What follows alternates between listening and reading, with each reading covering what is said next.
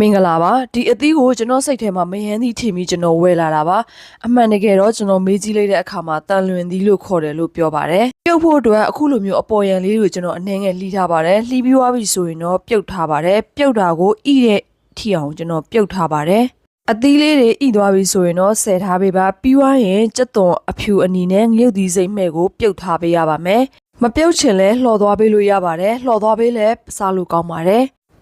ပြုတ်ထားတဲ့အသီးကိုကျွန်တော်တို့အလဲကောင်ကနေပြီးတော့အစေ့တွေဖယ်ထုတ်ရပါမယ်အစေ့တွေဖယ်ထုတ်ပြီးမှကျွန်တော်ကထောင်းစားမှာဖြစ်တဲ့အတွက်အဆင်ပြေမှာပါ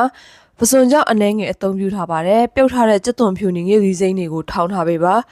ထောင်းလို့ညက်ပြီးသွားပြီဆိုရင်တော့ပိစိမ့်သားကိုကျွန်တော်မီးနဲ့กินထားတာရှိတဲ့အတွက်အသုံးပြုထားပါတယ်အစိတ်ဖယ်ထားတဲ့အသီးလေးကိုထည့်ပြီးထောင်းရပေးပါဒီနေရာမှာဆက်နဲ့လုံးဝမကြိတ်ပါနဲ့ကျွန်တော်တို့ထောင်းစားမှာဖြစ်တဲ့အတွက်ငရုတ်စုံနဲ့ပဲအသုံးပြုပါ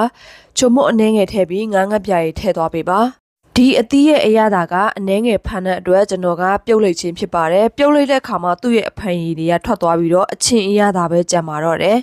တခါမှမစားဘူးပေမဲ့အခုလိုထောင်းစားတော့လဲအရသာတစ်မျိုးလေးဖြစ်တဲ့အတွက်စားလို့ကောင်းပါတယ်ဒီအသီးကိုစားဘူးတဲ့လူရှိရင်တော့နောက်ထပ်ဘယ်လိုလှုပ်စားလို့ရသေးလဲဆိုတာကိုပြော